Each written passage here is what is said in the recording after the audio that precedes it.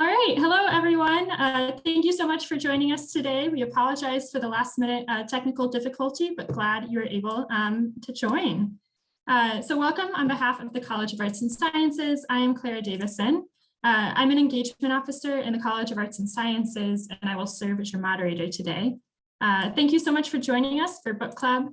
Today we will discuss The Office of Historical Corrections by Danielle Evans, selected by our Department of English leaders and faculty. So we are recording this webinar and we will share the video with all of you via email. So if you have any friends who weren't able to join, who registered, know that everyone will receive a recording. Attendees know that you are muted and your video is off. If you have a comment or question to add to the conversation, you can share by typing or by speaking. So if you would like to type, you can click Q&A at the bottom of your screen to submit your comment or question. If you would like to speak, click raise hand at the bottom of your screen. I'll enable your audio and call on you by name. A pop-up to unmute yourself will appear. You'll click OK, and then you can share your remark. So we may not be able to respond to every comment or question that is raised, but we will do our best to address as many as possible. A big thank you to our Department of English professors for joining us today. So we have Professor Michelle Herman and Assistant Professor Nick White, who will be sharing their expertise with us today. So Michelle and Nick will get started with some opening remarks, and then we will open up the conversation to all of you and your questions and comments. So Michelle and Nick, take it away. Hi, everybody. I wish I could see you all, but I'm appreciating knowing that you're out there in the ether. Hi, Nick. Hi. So,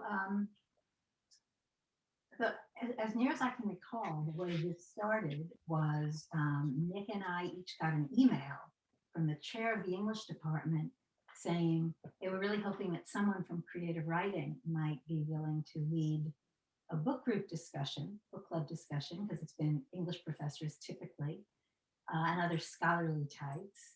And I responded immediately saying, I think Nick and I should do it together. And Nick, said, yeah, sure, that's great. And they said, let us know what the book is. And I looked at the previous books and I thought, I don't want to do like a classic great read. I want to introduce people to a really good book I've read recently by a contemporary author, something that's just been published.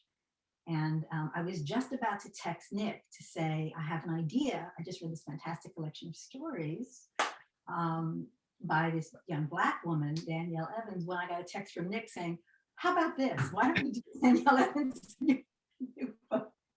So I thought the place for us to begin is to talk about why, considering how many books come out at any given time and how many books Nick and I read, we both picked the same book, because we're very different people. There's 30 years between us. I'm a New Yorker. I'm sure you can tell that from the way I talk. Nick's from Mississippi. Nick is gay. I'm a parent. He's not. What on earth, Nick? Well, I'm a parent to my plants. Well, and to all your students. And to all my students, yes. What made you immediately say, let's do the Office of Historical Corrections? Well, there were several reasons, but the number one reason is one that we both share, and that's we're both big lovers of short story collections. And this was a beautiful short story collection, one that when I first read it, before I ever knew about the book club, I read in nearly one sitting. I had read a couple of the stories beforehand in various publications. Two of them, I think, were featured in various Best American short story anthologies. And so I knew of those, but I also knew of Danielle Evans because a little over 10 years ago, she published the collection Behind Me, Before You Suffocate Your Own Fool Self. And that was a big hit as a collection as well. That was sort of one that was passed around in my MFA, PhD workshops as like a writer we should pay attention to because of her level of expertise with the form. And so I was very excited for this book. And when I read it, it did not disappoint. And the other reason I picked it was because this collection has, if we think about a short story collection being something that is often not appreciated by the mainstream, something that is also not appreciated by the mainstream is this hybrid form of the novella. right? The short novel. And this book also contains one of those. And I love the novella form. I remember when I was an MFA student here, I took your novella class and we read some beautiful novellas. And I'm just fascinated with that sort of length of fiction and what you can do and what you can't do in that sort of particular form. So that was like my reasons for it. And also she reminded me of some of my favorite writers too, which we can get into, but. Yeah. Would there, I realize I'm interviewing you because that's Yeah. but would there, because I'm curious about this because everything you say is true for me too. All those things. As you know, I love novellas. I write novellas. I'm obsessed with novellas. I even write nonfiction that I think of as memorellas because they're too long to be considered essays, but they're not long enough to be books. But aside from that, for me, some of the particular thematic strands of this book, just they're the things that like get me most. For example, so many of the stories have these really important mother-daughter connections. I shouldn't say so many, but some of the stories have these really important, tightly bound mother-daughter connections at the heart of the story. And then there are stories with these really tight sibling relationships that completely fascinate me. And maybe one of my favorite things, the motif of friendship, particularly female friendship. You mentioned to me the other day, the portrait of the frenemy in the title novella, the relationship between Cassie and Genevieve, which you don't ever see done well. But all of those friendships, even the friendship, the one day long friendship between the cousins in Alcatraz, the mother of the protagonist and her cousin, they're so lovingly drawn, and that may be my favorite subject in all of literature. And then there's the romantic connections, all these women who are having romantic connections with men that they're determined not to be too involved with. I mean, it all speaks my language. And then beyond that, the way she's writing about race, the way she's writing about Blackness, and the way she writes about whiteness, just all knock my socks off. Are there did I miss anything? Yeah, I think one of the things too that we spoke about that we really liked about this book, and we sort of felt in every story, was there was a certain layering that was happening with each piece. Like I was just rereading one of the stories, the second story in the collection, Richard of York Gave Battle in Vain, about the wedding and this sort of woman coming into this wedding as being friends of the groom and being this objective suspect. I thought I knew where that story was going. And then midway through, it turns into a kind of quasi road trip between the bride and the groom's like old friend from this like traumatic experience that they like shared with each other. And that relationship takes so many different turns that I had no idea it was going that way. And it was just really, really wonderful. I sort of feel the same way when I'm in a good writer's hands, and I forget that I'm reading and I'm just along for the ride, no pun intended, of them just taking me wherever the story takes me, and I never end up where I expect I'm going to end up. And I love that. Yeah, no, me too. And I was really enjoying that story. I was all in. And then when it turns into a story of bonding between these two women, I don't know. I mean, it seems ridiculous to say I was happier than I have ever been before, but that's how I felt in the midst of it. I just kind of stopped. We talked about this too. There's so many moments in these stories where you just stop and say, wow, for one reason or another, either because of an incredible observation, because she's her eye for details of how we live is so extraordinary, or she said something that I've never thought about before. Shame on me for never having thought about it. I'll give you an example of that in a minute. Or because she's gone somewhere where I'm so happy to see her go. Like I was just so excited. And thinking about it, it's a little rom-com, it's a little like My Best Friend's Wedding when the women in the end end up bonding. But because my Kindle just went off on me, if I don't have my Kindle on, I don't have the book. This is the problem with electronic readers. With real books, they don't go off on you.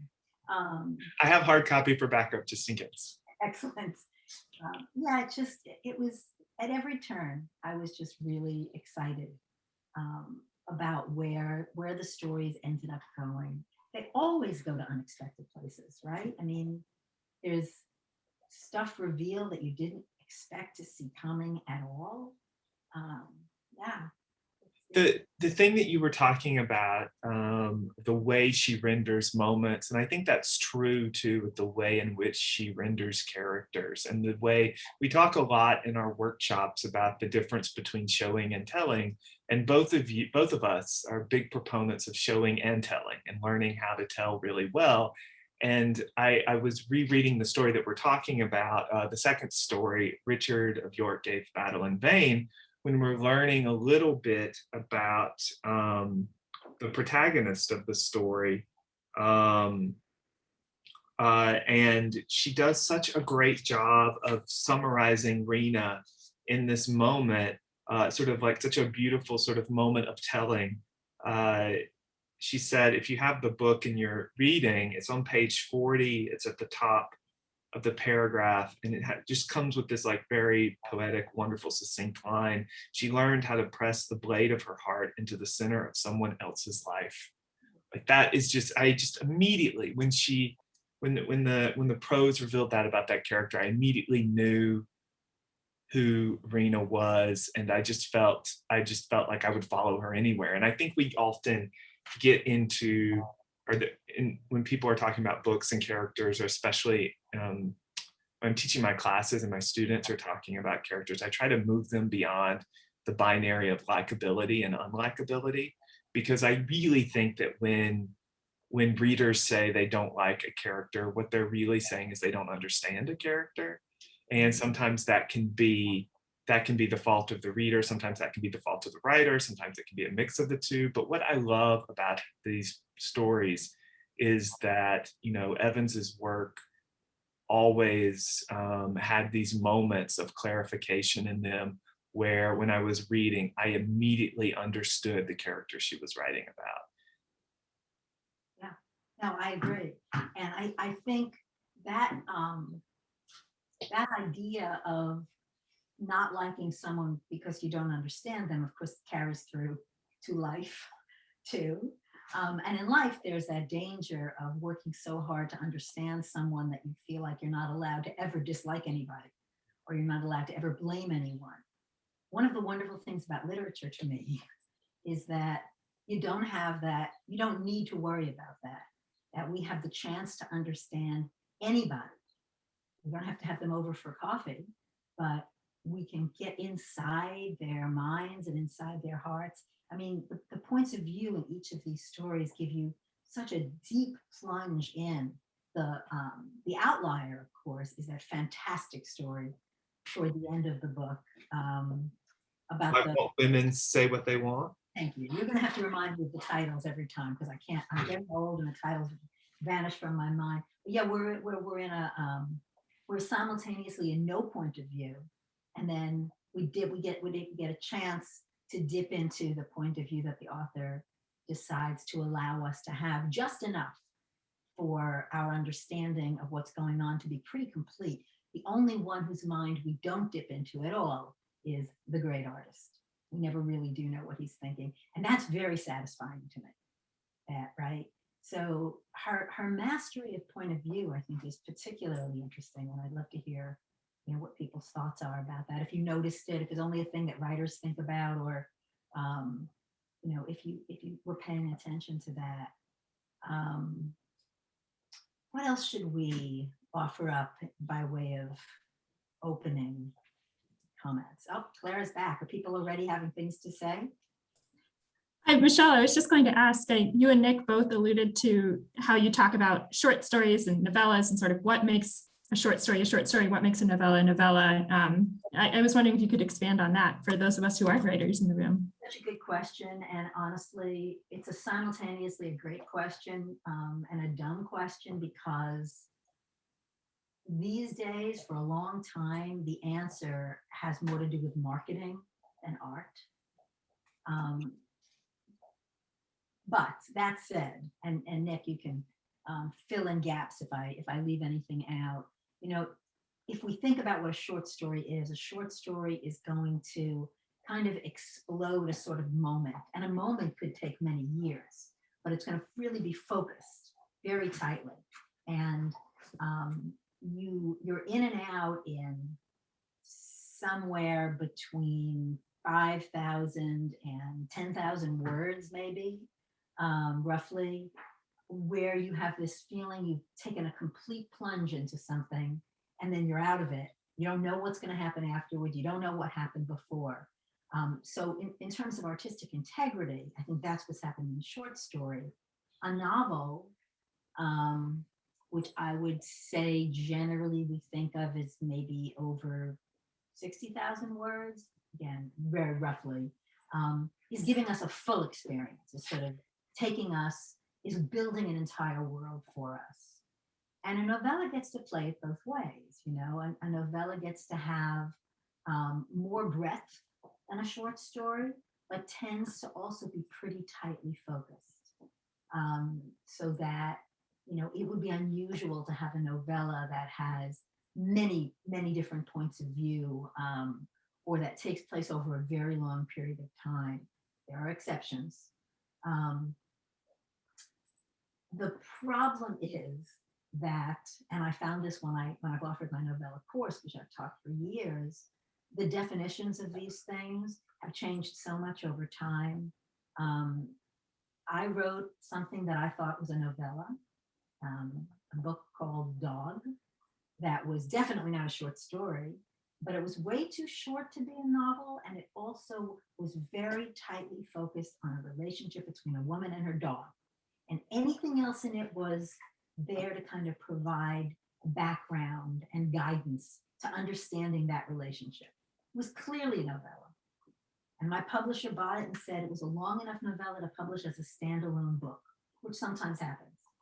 And then at the very last minute, they panicked and they decided to call it a short novel because they were afraid if they called it a novella, people wouldn't be willing to plunk down, at that time, $15 for a hardcover. They called it a novel, people would complain that it was too short to be a novel, so they hedged their bets. Totally a marketing decision. It's nice for me because I get to call it a novel, which sounds more impressive. But they're very spongy definitions. You know? We really are talking mostly about length. What do you think, Nick? So as you were talking, I was thinking a lot about my relationship to short fiction and novels. I have yet to write a novella, but I do write long stories. And I think a lot about stories as being, and to use a term that I stole from someone else, a collection of set pieces. I often teach from this wonderful book by Benjamin Percy called Thrill Me, and he has this chapter on set pieces, which he stole from screenplay writers, which is this idea that a story is usually, not always, there are exceptions. Michelle and I always have to caveat with exceptions, are usually a collection of 2 or 3 important scenes that everything else is kind of wrapped around in the story. And I think that a novella is more set pieces, more scenes, because of the story that is being told. It needs a longer runway. And that really is, it really for me goes into an artistic intention type thing, and what sort of, and I tell my students this, and it's something I have to like repeat to myself again, you know, really like when we're working on pieces, when we're thinking about like our work, like the work sort of tells us what it is more than we tell it. And that's how I sort of explain it to myself. And someone mentioned in the comments about, I think it's funny, we've been talking about this book and we've talked about the stories, but we haven't actually talked that much about the title novella. We've only talked around the form. But I just want to say that I love the title novella. I loved how Michelle and I were talking about this when we met to prepare, how it kind of becomes a sort of mystery almost, because she's going, the protagonist is going to, is it Wisconsin? Is that right, Michelle? Is that where she's going? Well, Wisconsin to investigate. to investigate this mystery about what happened to this man. And like any great writer, the mystery, and with all of her stories, the mystery becomes sort of beside the point. It really is about these two women who have been in the periphery of each other's lives since they were teenagers, and how their lives have been intertwined, but then have branched off into different paths. One has their whole philosophies are different, have changed. And it really was like, especially the last moment of and I'm assuming that people have Spoilers. We have okay, it's okay to spoil it. All right. But in the last moment with the that act of violence, the gunshot, in a lesser writer's hands, we would have lingered in that moment more, and it would have been sort of exploited for the graphicness of that sort of action. But this novella does something really interesting where it takes that moment and it's sort of like pinned in the back of our minds as readers, and then it goes into this beautiful flashback of this memory between this protagonist and her frenemy, and like this like really complicated scene between them that in some ways is echoing what is happening with the gun violence that just happened. And I just thought that Michelle talked about like being blown away, and I just thought that just like knocked my socks off. And if you think about it, when we talk about the difference between a novella and a short story, there's no way that Evans could have accomplished what she does in that novella in a short story. It doesn't have, a short story just cannot have that kind of arc. Even a short story as complex as, say, Alcatraz, which I think is a tremendously complex story, or the story, is it called Anything Can Disappear? Anyone Can Disappear? The story about the young woman who picks up the boy on the bus. Anything Can Disappear. I mean, that has this huge breadth of story. You can read that and you imagine it being turned into a movie. At least I did. Immediately, it seemed like it was a movie. But you can do all of that in a story because you can almost chart the path of this woman, and just the tiny bits of background we get on her. We don't hear much about her family. We just know enough to know that she is not involved with her family, that there's a sad backstory there. She cannot be with them. She is cut off from everyone in the world. You only do that in a short story. Certainly in a novel, you would not have a character where we didn't get any of that underpinning. And we don't need it. So I think it's the rare writer. It is kind of what Nick was saying about the writing telling you what it needs to be. The rare writer sits down and says, I'm going to write a novella. I have an idea. I'm just going to write a novella. I think you start writing something that you think is probably a short story, and sometimes you quickly find out that there's way more here than a short story can comfortably contain. But you know that it's not a novel. The novel is a whole other kind of undertaking. It's sort of fascinating, and so much of it is instinctive. Yeah. What you said explaining your own relationship writing Dog, and how it was really between this woman and her dog, and everything else sort of provided the underpinning to understand that. I think that's true about the Office of Historical Corrections as well. It's really about these two women and their relationship to each other, and everything else is sort of underpinning to reinforce that. If this were at novel length, I think we would probably have more info and more scenes with the protagonist and her relationship to her boyfriend, and we would probably have more, and we would have more stuff with her family. But really, it sort of starts out at that. We would probably have more information about her job and the intricacies of that, and it sort of gives us all of that in glimmers at the beginning. But then, as the story sort of goes along, I sort of get this sense of a kind of closing in around these two women until we get to that final moment of them together in the past. I was looking for, there were two kind of recurring lines in this story that felt really important to me, and this is the trouble again with electronic copies, even though I have two of them in front of me. There's the "you know the type," which comes back a couple of times. And there's something else, which, if I were still, I'm keep finding, the type. I'm looking through all my highlights. If only I had dog-eared pages. There's another motif, and I will find it eventually. Man, when I start looking through, the type comes over and over and over again as, That could have almost been the title. yeah. I love the current title. I think it's actually a great title and such a good title for the book itself, but it definitely could have also been the title. There's damned if I can find it. And this is the unfortunate difference between having creative writers lead a discussion and having regular English professors who would have their notes right in front of them, I'm sure. I will find it eventually as I scroll through on my iPad. What else, Nick? Is there anything else we feel? Oh, I know what I was going to ask you. Do you have favorites in the? Yes. Book, but Alcatraz, and it's probably my favorite. I mean, I love the title novella too, but I really love Alcatraz, and I love the formal innovation of why women won't just say what they want. The reason why I like Alcatraz so much, and I don't have notes, but I have places dog-eared, and I tweeted about this moment, but it was another example of Evans crystallizing character and a relationship in an economy of words that just sort of sums up the situation so succinctly, and really just left me breathless. It happened. If you have the book and you're following along, it's on page 100.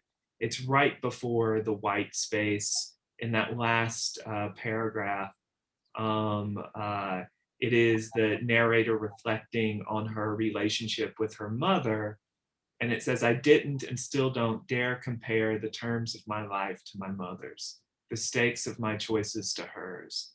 But I understand more now about how it feels to love the excess in people, about how knowing someone else's love will consume you doesn't make it any less real or any less reciprocated, about how you can leave a person behind just to save the thing they value most, yourself."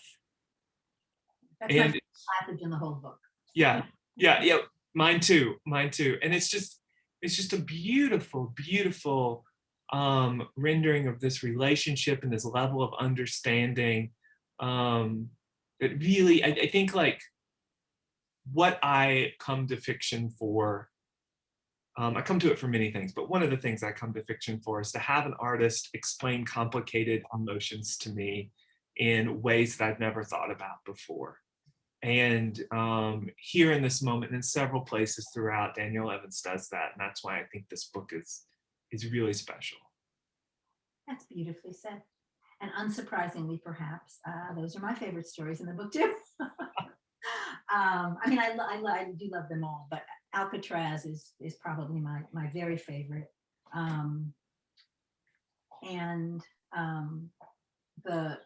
The story about the artist and the woman he makes apologies to is just such a surprising and really unusual story that I've read it over and over again just to kind of see how she pulled that off.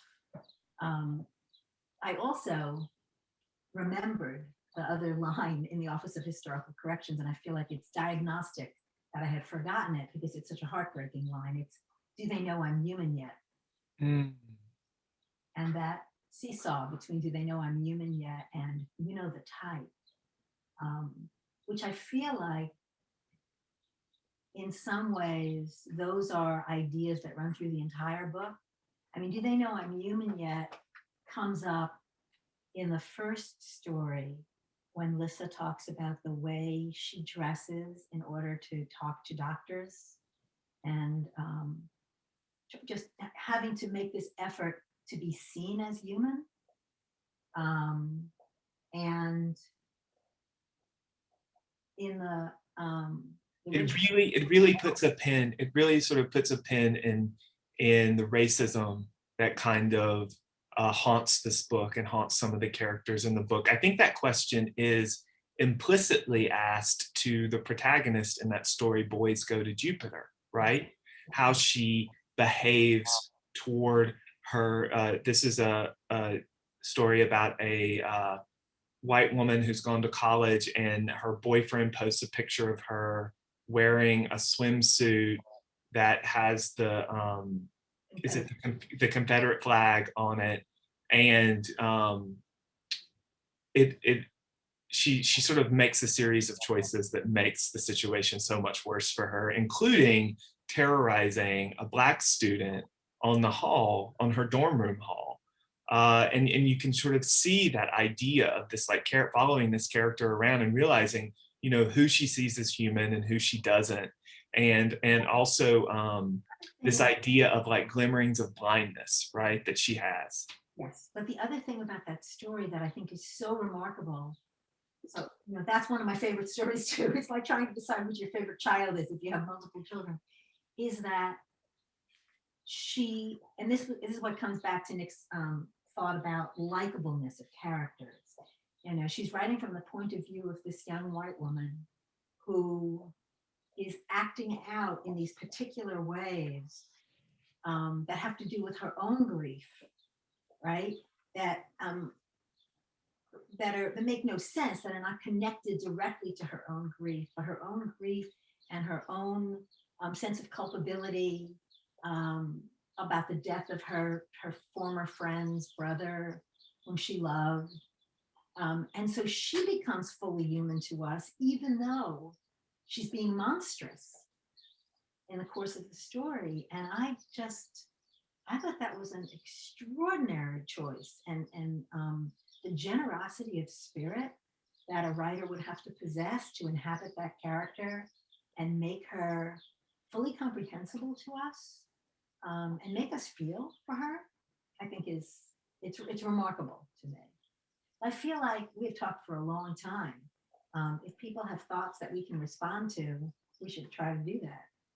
Yeah, absolutely. Feel free, if you would prefer to type, you can use that Q&A feature. You're also welcome to speak. So you can click raise hand, and then I'll call on you and you'll be able to unmute yourself to speak. We have a question here from Annie. Could you please speak a little bit about what you think the purpose of the artist's apology story was within the context of the other stories? Well, I was immediately reminded of what I love about, I didn't get a chance to say what I loved about this story. I feel like this story could have so easily been gimmicky because of, like, all of its innovations, but it's not, and it's so wonderful in its roving POV. But I think the artist's apology really gets at this question that I've sort of seen crop up in popular culture, on Twitter, this idea of someone who misbehaves, particularly like men misbehaving, and then going on this kind of apology tour, and then expecting, once they apologize, they are entitled to forgiveness, perhaps.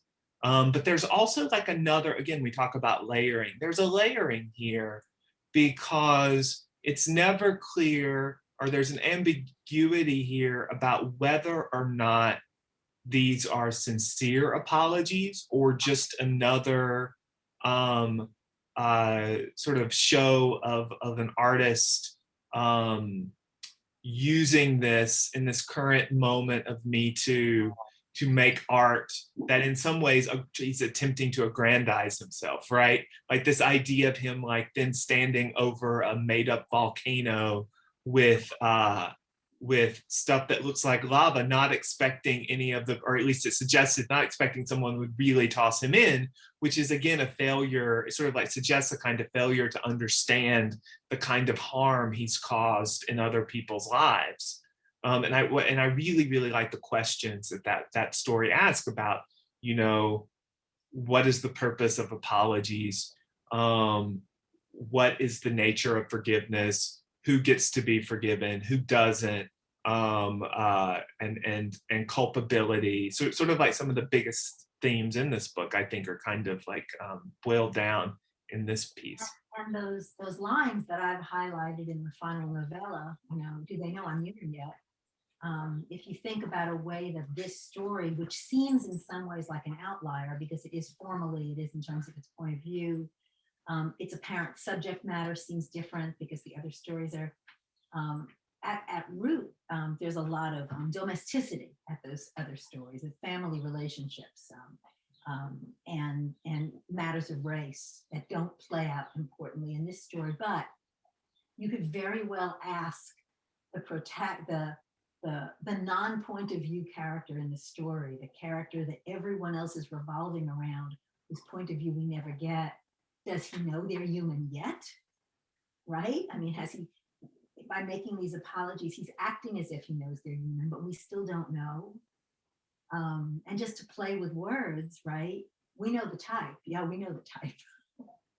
I mean, it's as if I do not believe for a second that any writer sits down and thinks, let's put these building blocks together and we'll create meaning in this way, and this is going to speak to that. I mean, these are the kinds of forces that drive a writer to, or any artist, to make work, are going to create motifs that will recur. In other words, I don't think Danielle Evans sat down and said, I'm going to write a bunch of stories in which some of the stories we're going to have violent deaths of siblings, or violent things will happen to siblings, and that will animate the story. I know nothing about Danielle Evans' life. I have no idea if she has a sibling who was violently hurt, or if she had a close friend who had a sibling who was violently hurt. But we do know that this is a preoccupation of hers because it comes up in several stories. We know that sick mothers come up in stories, and dead mothers, and daughters worrying about cancer. There are these kinds of, and the kinds of romantic entanglements that her characters get into or don't get into. The role of female friendships. These are the things that she's obsessed with. And it seems to me that there's a way in which that story, the multiple point of view story about the women harmed by this artist, feels like it doesn't fit in. There's a kind of pause there. That's a really useful pause. Now let's think about this and think about the ways that these other subjects kind of lock into this as kind of a not tightly fitting together jigsaw puzzle, but a really interesting postmodern jigsaw puzzle, I guess, where the pieces don't all necessarily fit together perfectly. We have a comment here from Christy. The author has a powerful way of weaving complex issues into a touching storyline. And then a question from Danielle. Could you talk more about the author's use of what might be considered fantasy, like the Office of Historical Corrections or the artist dying in the volcano he made himself, etc.? It isn't quite believable, yet it seemed to me to somehow reflect reality better than realism would. That's an interesting question, because to me, it all seems perfectly naturalistic.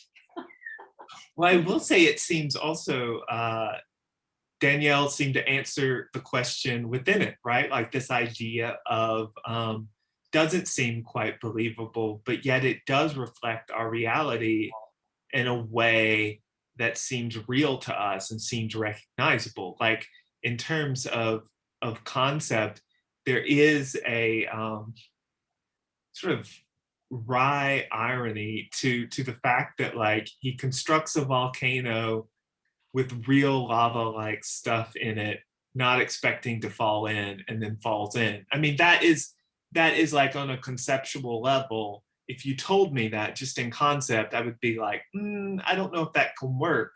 But what is really good, really impressive is that, you know, through the dramatization of these stories, through the language, through the paths that she leads to sort of work up to these moments, I find myself just completely buying into it. The Office of Historical Corrections, I loved that sort of instinct to have like one thing that seems slightly off kilter about this world that is different from our world. And that's this idea of this Office of Historical Corrections, where you go around with a little tape gun. But it's not. Remember, the Office of Historical Corrections is a mocking nickname for it. It's the Right. Institute for Public History. Right. Yes. Sorry. No, but I mean, that's the thing. It's actually a really interesting question, Danielle, because I think what she's done is not so different what she does throughout the stories in terms of plot. She takes something that feels plausibly true. Like I can easily imagine an institute for, and it sounds great for public history, where people are trying to correct this. Sounds like just a slightly exaggerated version of what people are trying to do to get us to recognize the truth, right? And by creating that official institute in a way that feels believable, but is just like a slightly extreme. It's not really fantasy. It's like heightened reality, let's call it. She gets us to think about the consequences of this. And again, in the art world, I've seen a lot of wacky things. I've spent a lot of time in the art world because my husband is a visual artist. It doesn't seem all that unbelievable to me that someone would create either these insane apologies, you know, the pop-up stores and everything else, or that an artist would create, you know, a vat of molten lava. It's just this much beyond what we expect. But if you think about it, the stories keep doing that. You know, there's so much extremism in the stories. Like it takes, you know, fairly conventional situations sometimes and then turns the heat up and up and up. The violence in the stories too. There's kind of a level of extremeness that I think serves the same purpose throughout, which is to make you think about the real life versions of such things. You know, and I admit that I usually am turned off by stories that become extreme, plots that are extreme, certainly turns to violence. I don't like mysteries.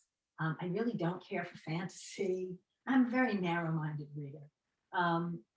But because she uses these things in the service of getting at these kinds of human truths, I guess, I completely buy into them at every point. And they really, I don't know how else you could accomplish what she accomplished in that story about the artist and the women. I don't know why I can't remember the titles of any of these stories, except for the novella. Why Women Won't Say What They Want. Why Women Won't Say What They Want. That's a terrible title. I have to say, that title is just not right. Maybe that's why I don't remember. Sometimes the titles seem to have nothing to do with the stories. The Richard of York one, it's a miracle to me that I can remember that title at all. But that's a complete aside. I was thinking about that title and rereading that story again. The Richard of York gives battle in vain. I mean, I know Richard III. I've read the Shakespeare play, but I was trying my best to understand how that title related to the story, and my best guess came up because it wasn't mentioned anywhere, right? The sister was an actress. I'm going to turn off my light. The dog is barking. The sister was an actress and in plays, but she wasn't in Richard III, I don't think. And but Richard III happens to be one of my favorite Shakespeare plays, and I do know this idea of there is like this theme, of course, towards the end of this idea of like fighting the battle even when you know you've lost, you know, my kingdom for a horse type thing.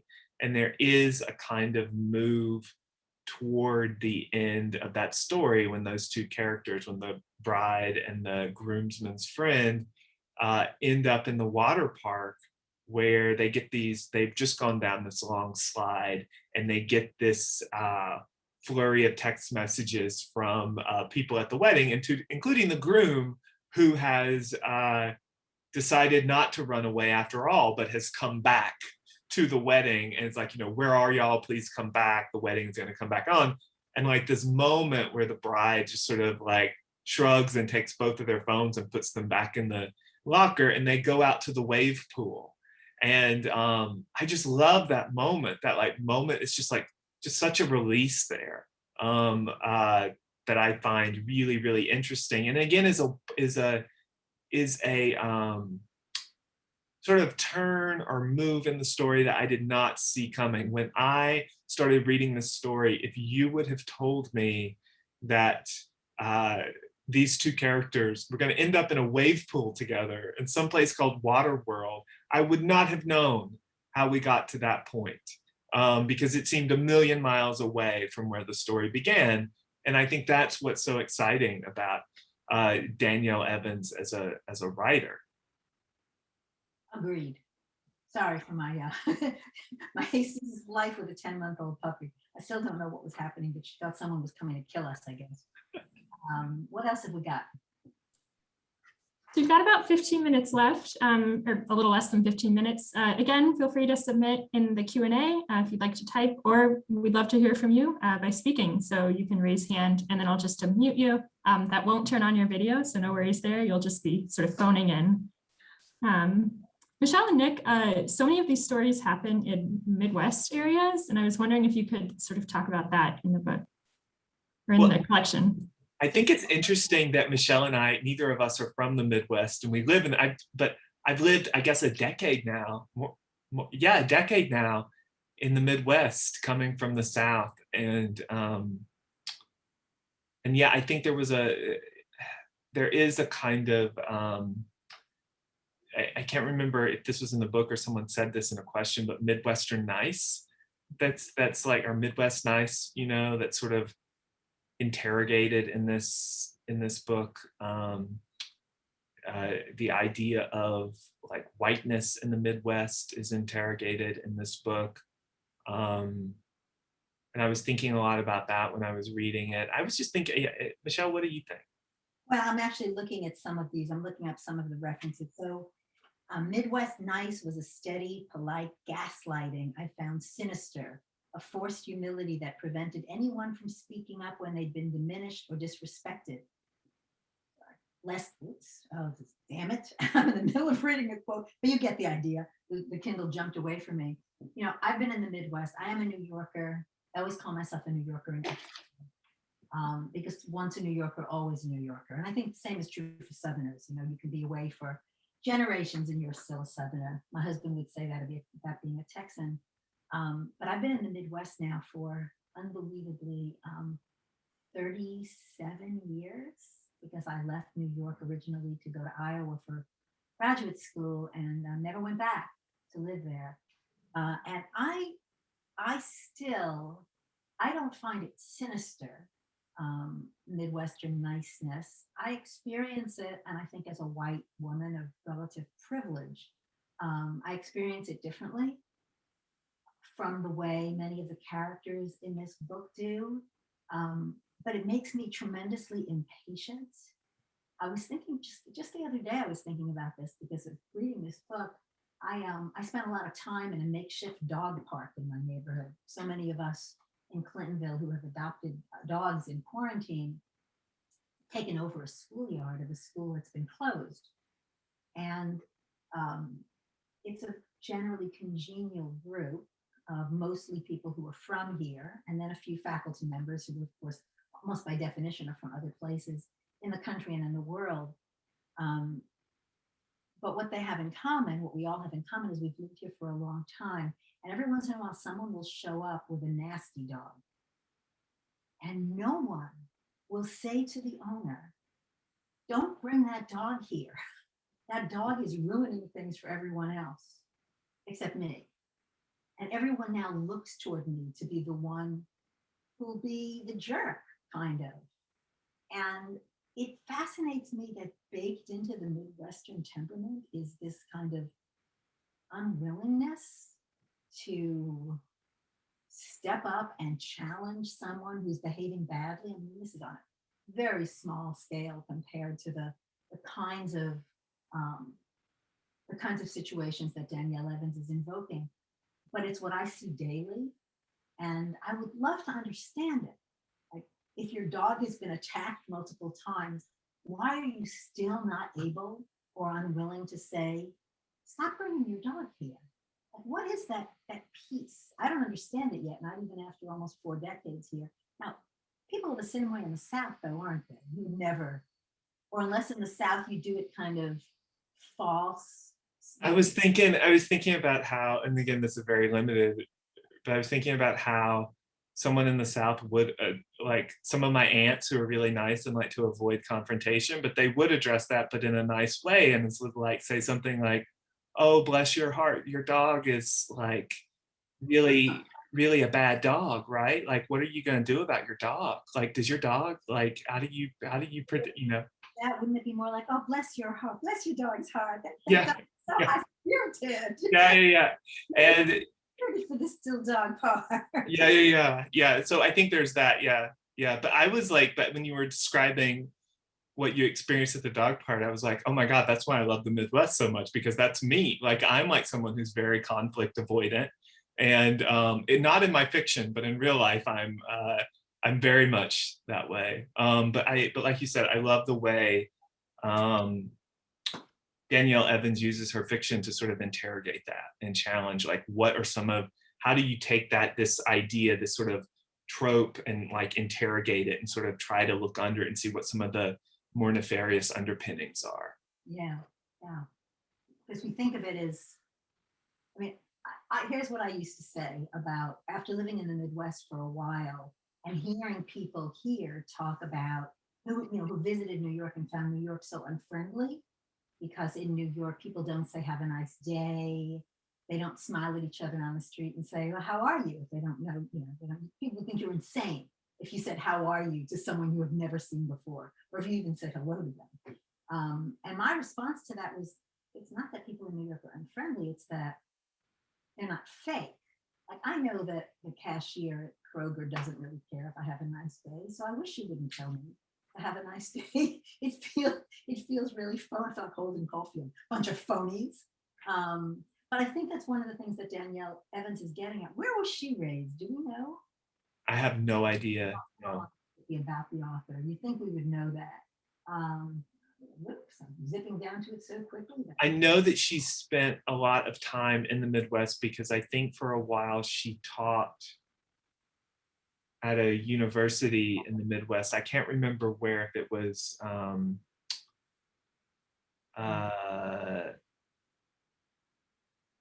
I want to say maybe she taught at Wisconsin for a while, and then now she teaches in the prestigious writer workshops at Johns Hopkins. Yeah, I'm looking actually. She's taught at a bunch of different places before she landed at Johns Hopkins, but I don't know where she was brought up.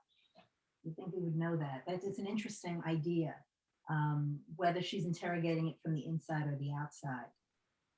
It's something I have never spent any time writing about, and so I was kind of excited to see her talking about it in the way that she talks about it.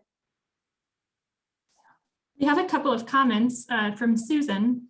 I think that Midwest nice is a sort of passivity, as you have suggested. It is not as nice at Midwest as, excuse me, it is not as nice as Midwesterners want to think it is. It is opposed, yes, phony, as you say. I come from the Midwest.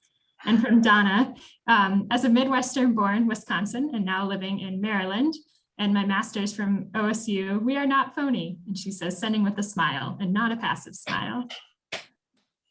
Well, and phony is probably, phony is a New Yorker's interpretation, but phony is probably the wrong word. It's polite, right? And politeness, to a New Yorker, politeness is a kind of phoniness.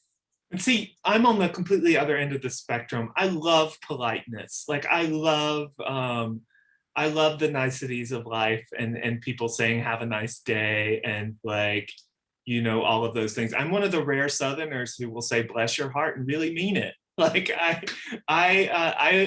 love that. Well, I don't mean to make myself sound like some kind of monster. I say please and thank you. And even when I tell someone to take their dog out of the dog park, I don't. You said please and thank you. And I do say it. There's that little bit of Southern, I do say it in terms of being concerned about their dog too, because their dog might get hurt.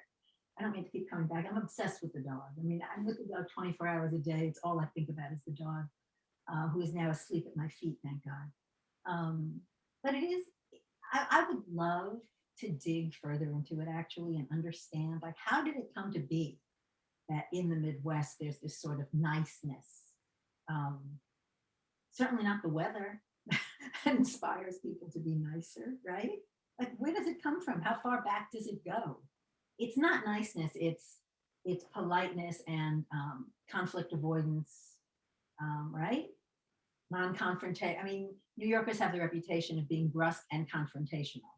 I am not brusque, but I'm certainly confrontational. And if it's the expression in Yiddish that's translated into English is if it's on her mind, it's on her lips. That's pretty much the way I function, which is not necessarily the healthiest way to function, but I'm so accustomed to it that it still surprises me that other people don't just say what's on their mind at all times. Well, I think too, also, like we're speaking in broad terms, and one of the things that this book does really well is takes that kind of conception slash misconception about a particular place and adds nuance to it, which I find really, really valuable. I'm looking at this. Here's a passage. I was certain it would indeed be charming. She's talking about Charing Mill, right, in the novella. But the upper Midwest made me moody. People made me feel like I was being asked to speak a language I'd never learned and in which I was constantly misunderstood. When I lived here, it had taken me months to recognize that the pushy advice strangers gave about things like where to buy cheaper bottled water and which store was having a sale were not meant to be intrusive or judgmental or presumptuous, but simply friendly. That they were considered friendly whether or not I experienced them that way.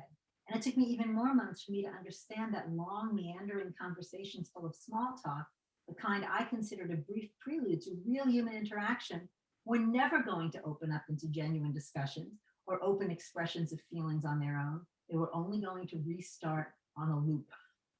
And this, I mean, I read that passage and I thought, yes, that's exactly how I feel. That's what I have been struggling with all these years. It's kind of awesome. That's all. I read the passage only to point to its awesomeness. I know you all had a couple of recommendations for other short story reading. If you'd like to share those before we wrap up. Well, I have three. So the first one, this book is 20 years old. It won the Pulitzer Prize. She has a novel coming out soon, pretty soon, right, Michelle? Jhumpa Lahiri, Interpreter of Maladies. I love this book so much. It's a collection of stories. Deals a lot with this idea of identity and place and placelessness, family. Just a beautiful, beautiful book. It was her debut book and it won the Pulitzer Prize and was just a gorgeous, gorgeous book. The other one that I wanted to talk about was Thunderstruck by Elizabeth Mccracken. And the title story, Thunderstruck, is actually a novella. And it's a really, really beautiful novella about a family that goes to France and spends a summer in Paris. And just so if you're interested in that form, this is another great one to check out. And this book actually won the year it was published, the Story Prize, which is a great prize that's awarded every year to what's considered to be the best short story collection. So if you're interested in more really great short story collections, that would be a great prize to go online and look up to see what won and what were the finalists. And then the last one is a book that was published a couple years ago called Lot by Brian Washington. I teach from this story collection a lot. I actually got to speak to the author about his debut novel, Memorial, with Linda Cass at Gramercy a couple months ago. And this book came out first, and it's just a wonderful stories about a particular place in Houston. All of the stories take place in particular neighborhoods in Houston. It's almost like invoking the Midwest. It's almost like his Winesburg, Ohio, almost. And it's just a beautiful, beautiful collection. It plays around with POV very much in the same way that Danielle Evans does. And so if you like this book, I would bet my bottom dollar you would like these three as well. I have three more for you, and I don't have covers to show, but I really want to second Jhumpa Lahiri. I feel like if you love this book, you will definitely love Jhumpa Lahiri, and not just that collection, but all of her books, with the exception of the most recent, of the memoir, and possibly the new novel. But the earlier books. I want to recommend Curtis Sittenfeld's You Think It, I'll Say It, which is one of my favorite story collections of the last 5 years. And Danielle, the book that Nick told me about, Danielle Lazarin's Back Talk. Back Talk. Oh, how could I not remember that book? That book is great. Right. And another one is there's an Ohio State connection to, which is quite new book. Christopher Koch's, oh my God, now I forgot the title. What's the title of You would have told me not to. Would have told me not to, yes. Which is, I mean, if I tell you that the stories are in part about masculinity, don't let that put you off, because it's a kind of investigation into masculinity in such a tender, generous, loving, critical way. And again, there's stories about families, about marriage and romance and parents and children, and the characterizations are so rich. One quick thing about the Danielle Evans collection back talk, because we talked about the short story and the novella form, but what's really great about the back talk short story collection, there's some flash pieces in there. And those are like really, really short stories. And so if you're interested in seeing like a form of the short story on the other end of the spectrum, one that's just like a brief flash, almost like a prose poem, that would be a good collection to check out. Thank you all. Have a great afternoon. Really appreciate it. Bye. Have a nice day, if we can say that. Yes, and bless your hearts. Right.